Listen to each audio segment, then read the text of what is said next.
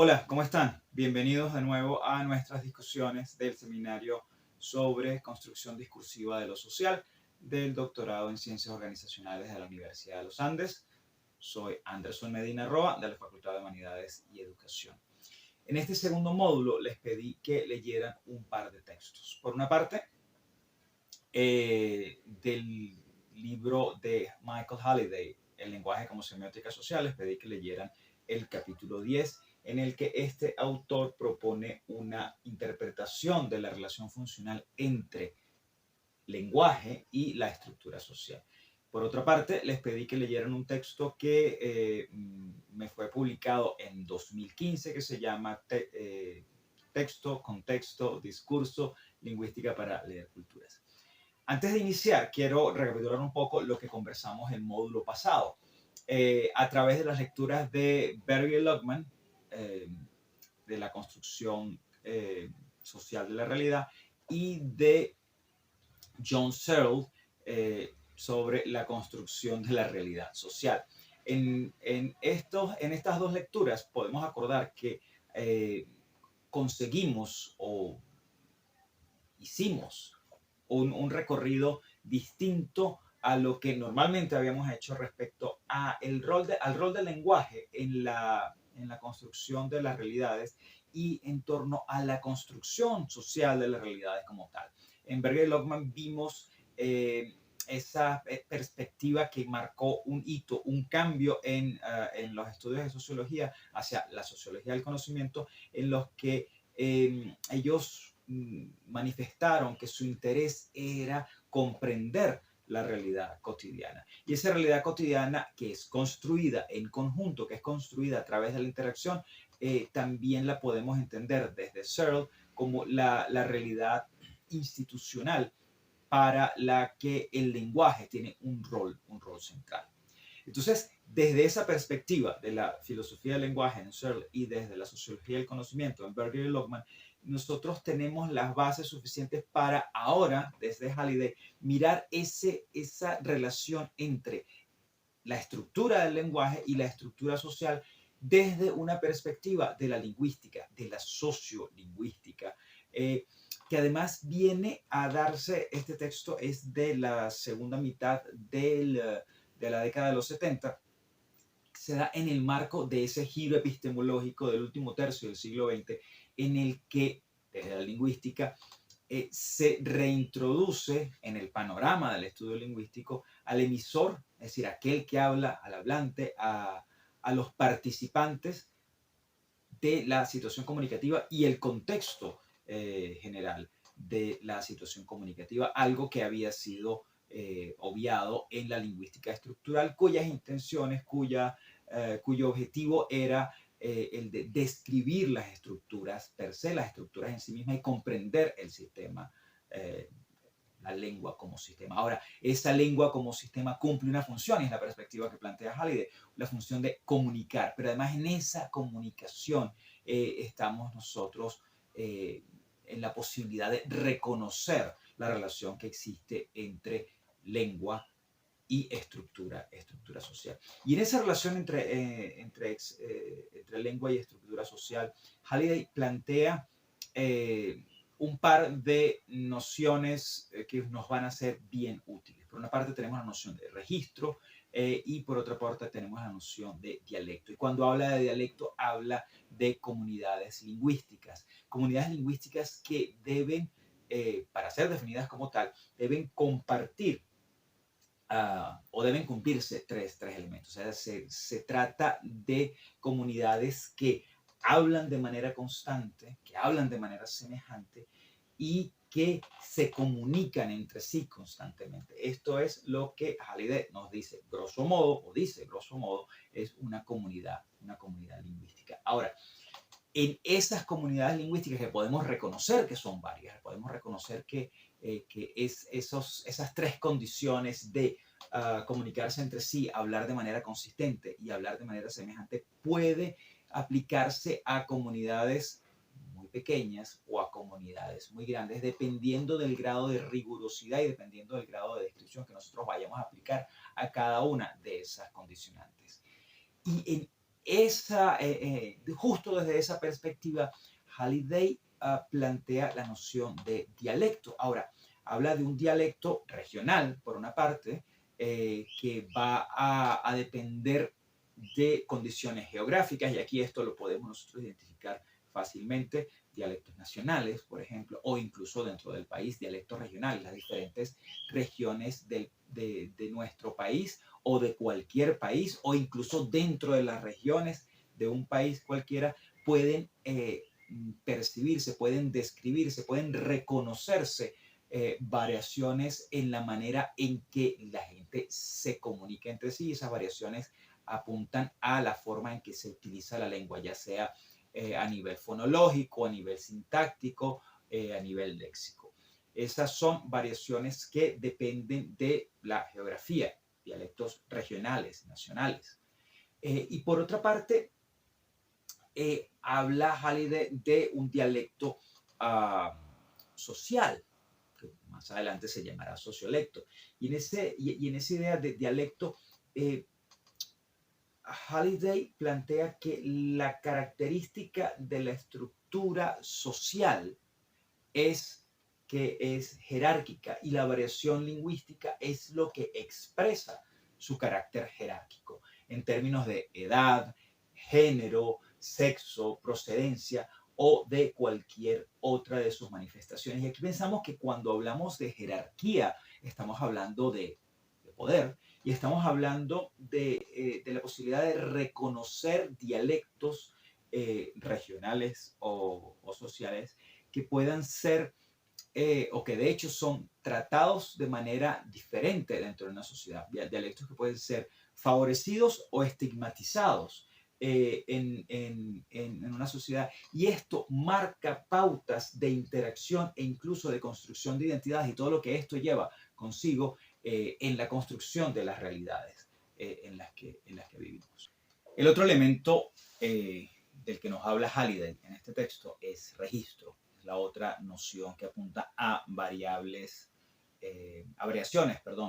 lingüísticas, sociolingüísticas, si se quiere. Y si cuando hablamos de dialecto estamos hablando de una variación sociolingüística que depende del sujeto, es decir, depende de dónde es el sujeto, a qué cultura pertenece, cómo está ubicado dentro de esa cultura. La variación registro no depende del sujeto, sino depende de la situación, es decir, depende de quién está participando en la interacción, en la comunicación, de qué se está hablando y cómo se está llevando a cabo esa comunicación. De hecho, Halliday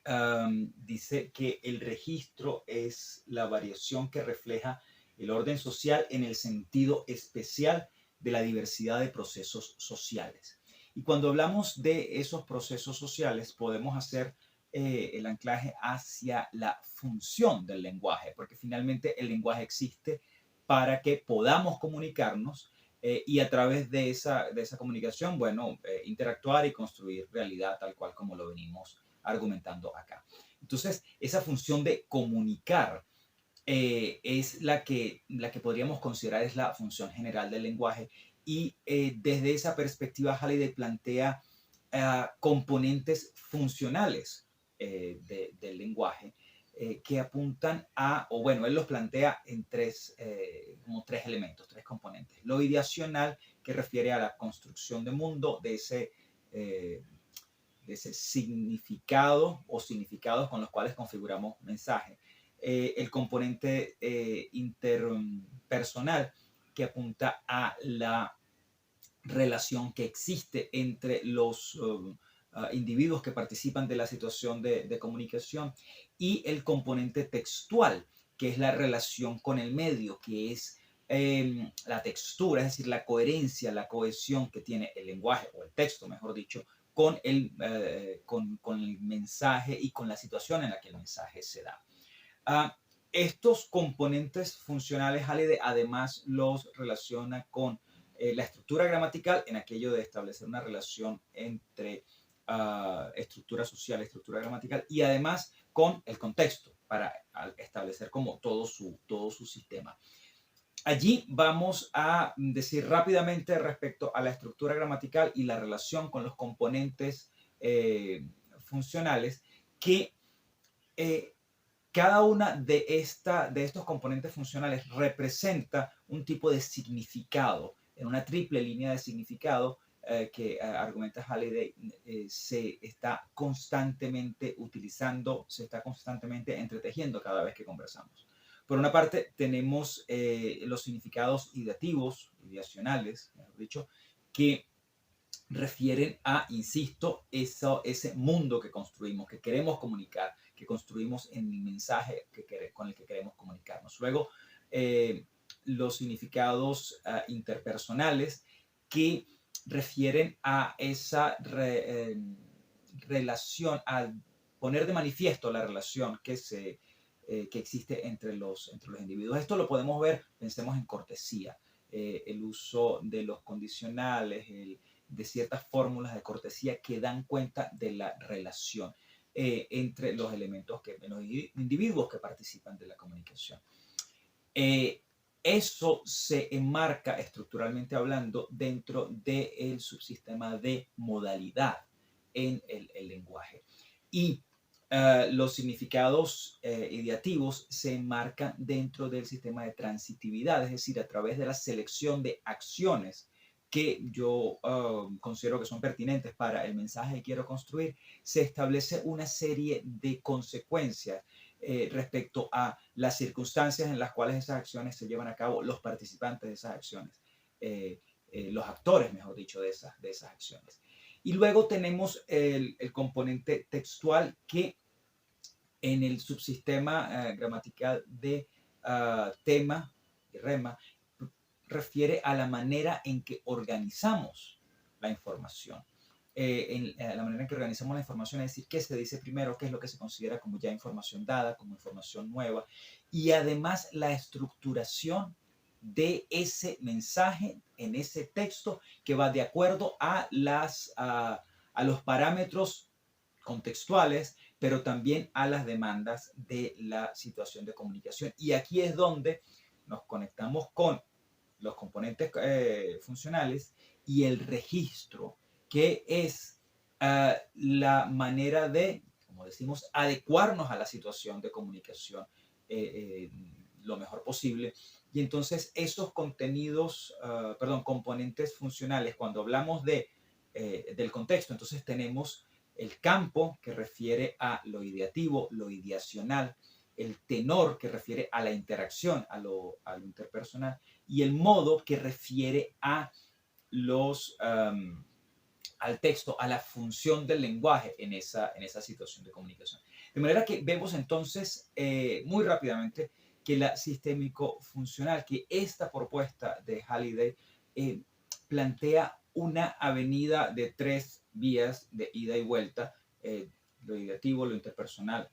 y lo textual, en un extremo, ¿verdad?, que me permite a mí comprender los componentes funcionales, que son componentes semánticos también de la propuesta, y en el otro extremo tenemos campo, tenor y modo, que se conectan los unos con los otros y que refieren a elementos del contexto de situación, del contexto inmediato de situación. De esta manera, Halliday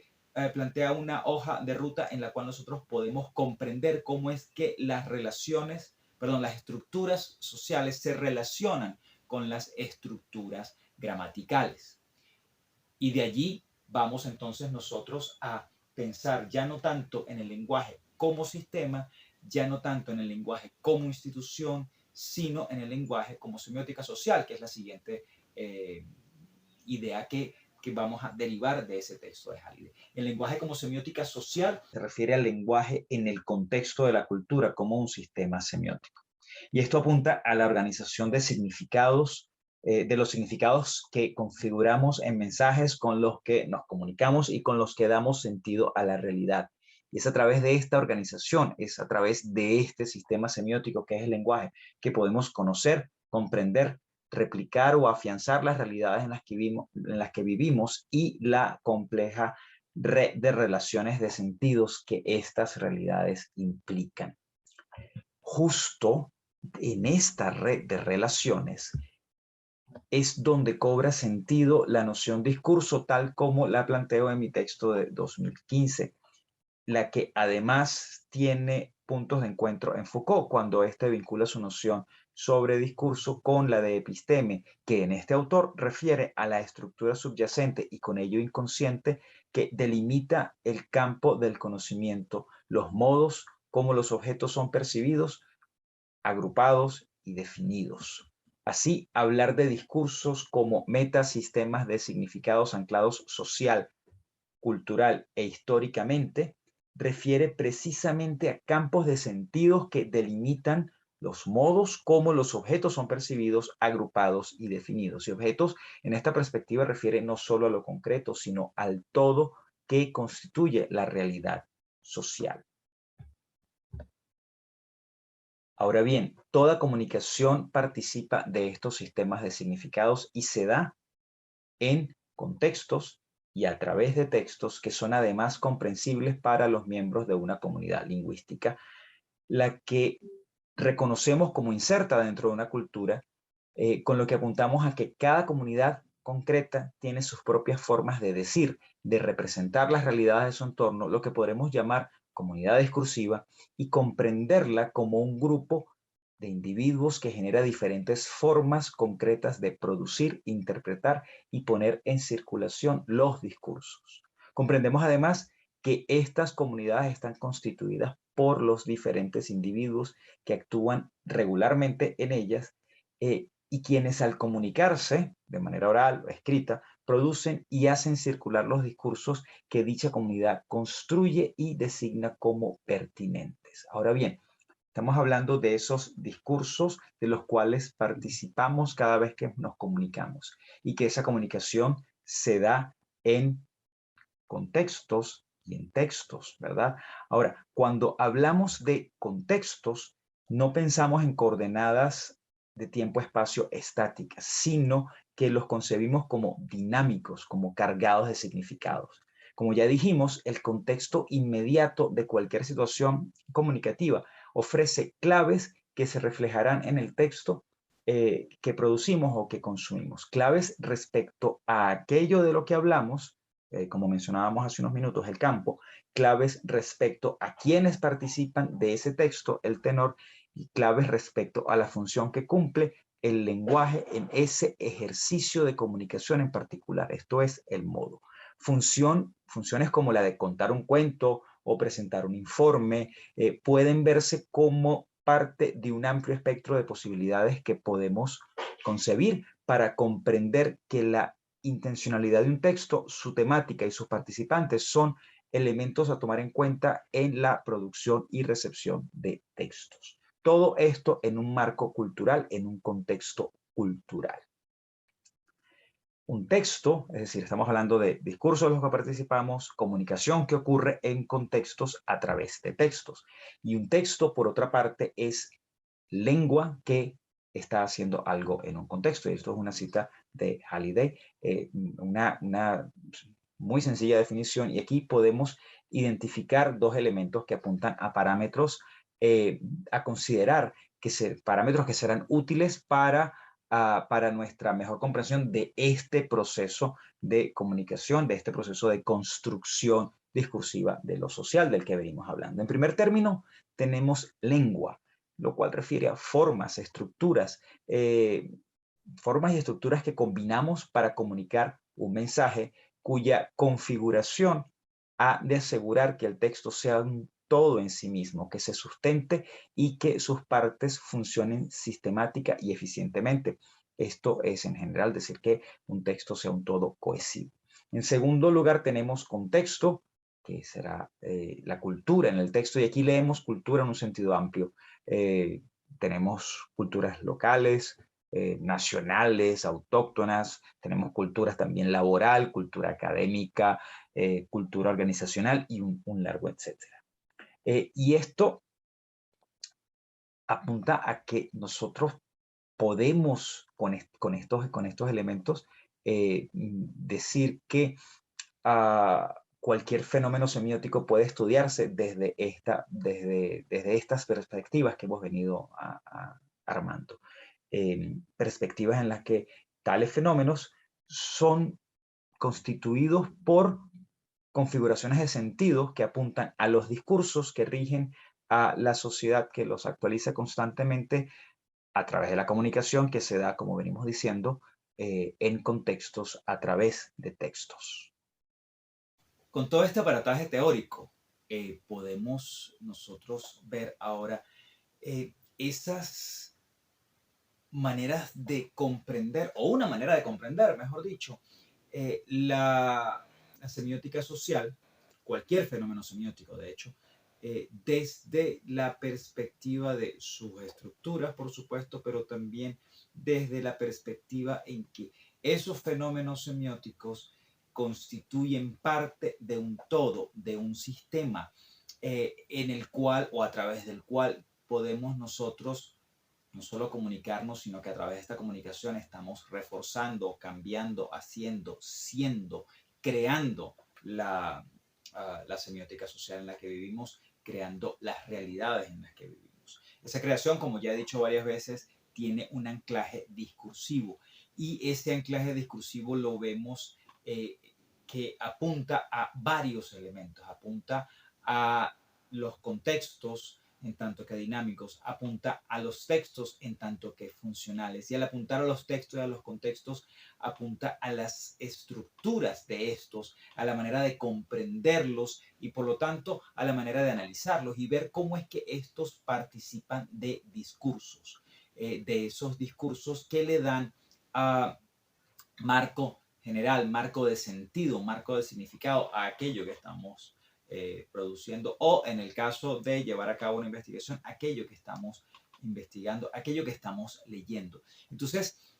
si nosotros podemos establecer una hoja de ruta para comprender la estructura de, digamos, una organización y queremos ver la interacción de esa organización o cómo es que se establecen los roles jerárquicos, cómo están constituidas las estructuras de poder o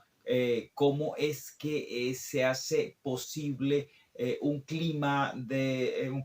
interacción más o menos ameno o cualquier tema que se nos ocurra. Podemos nosotros conseguir esa hoja de ruta con las herramientas que vamos esbozando, comprendiendo que se trata de sistemas, que se trata de estructuras, que se trata de sentidos y que todo esto, perdón por la redundancia, pero cobra sentido en la interacción humana que se hace a través de lenguaje, que participa de discursos, perdón, y que constituye materia prima para la construcción de lo social, que es una vez más discursiva. Con esto doy por cerrado el video. Muchísimas gracias por su atención y nos vemos en la sesión síncrona para discusión. Hasta luego.